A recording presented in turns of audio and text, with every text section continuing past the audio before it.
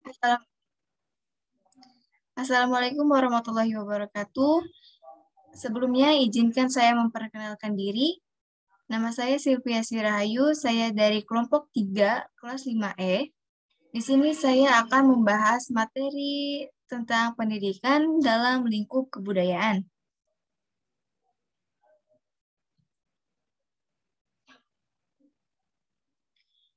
Pada dasarnya, pendidikan tidak akan pernah bisa dilepaskan dari lingkup kebudayaan. Nah, apa sih kebudayaan itu? Kebudayaan merupakan hasil perolehan manusia selama menjalin interaksi kehidupan baik dengan lingkungan fisik maupun non-fisik. Hasil perolehan tersebut berguna untuk meningkatkan kualitas hidup manusia. Proses hubungan antar manusia dengan lingkungan luarnya telah mengkisahkan suatu rangkaian pembelajaran secara alamiah. Pada akhirnya, proses tersebut mampu melahirkan sistem gagasan, tindakan, dan hasil karya manusia. Di sini, kebudayaan dapat disimpulkan sebagai hasil pembelajaran manusia dengan alam. Alam telah mendidik manusia melalui situasi tertentu yang memicu akal budi manusia untuk mengelola keadaan menjadi sesuatu yang berguna bagi kehidupannya.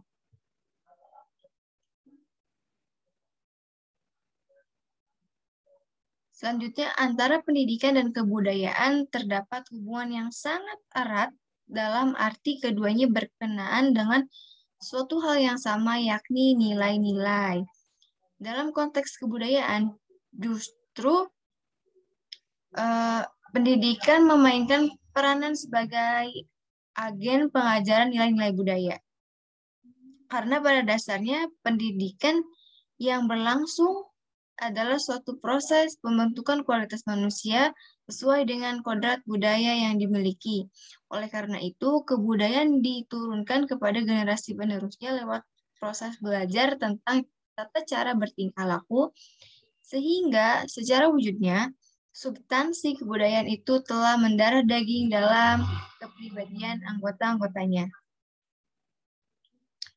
Nah, uraian tentang pendidikan dan kebudayaan akan diterangkan dalam urutan pembahasan berikut ini. Yang pertama, kepribadian dalam proses kebudayaan. Fungsi pendidikan dalam konteks kebudayaan dapat dilihat dalam perkembangan kepribadian manusia.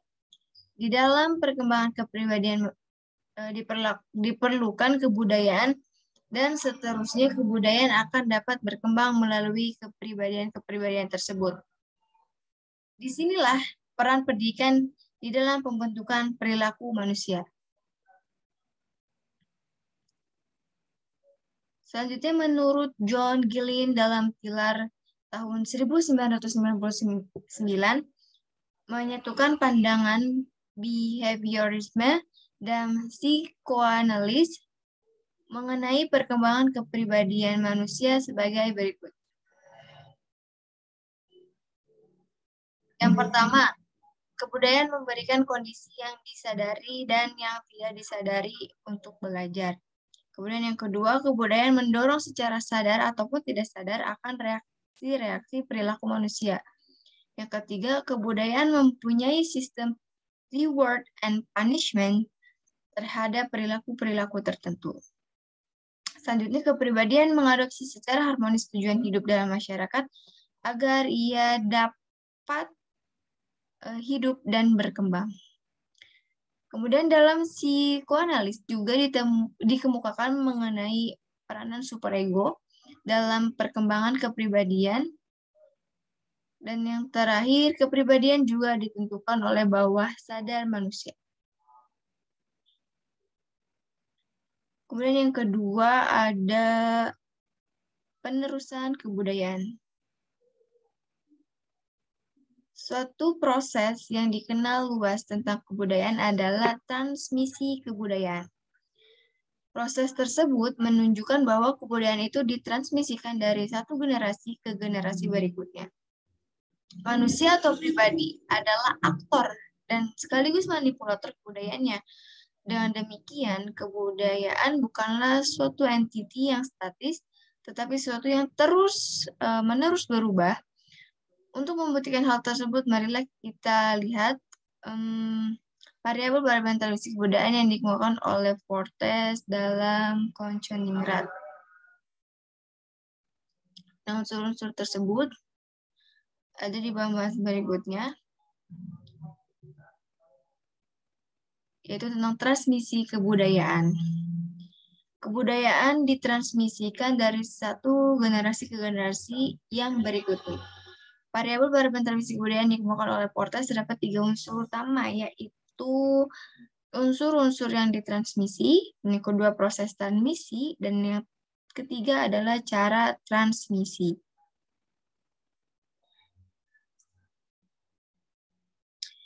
Unsur-unsur kebudayaan yang ditransmisi yaitu yang pertama nilai-nilai budaya, adat istiadat masyarakat, pandangan mengenai hidup, serta berbagai konsep hidup lainnya yang ada di dalam masyarakat.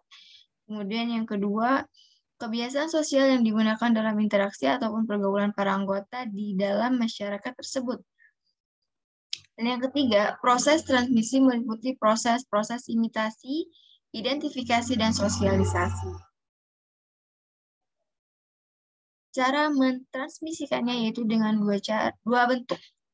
Yang pertama yaitu peran serta. Cara transmisi dengan peran serta antara lain dengan perbandingan. Yang kedua yaitu dengan bimbingan. Bentuk bimbingan dapat berupa instruksi, persuasi, rangsangan, dan hukuman.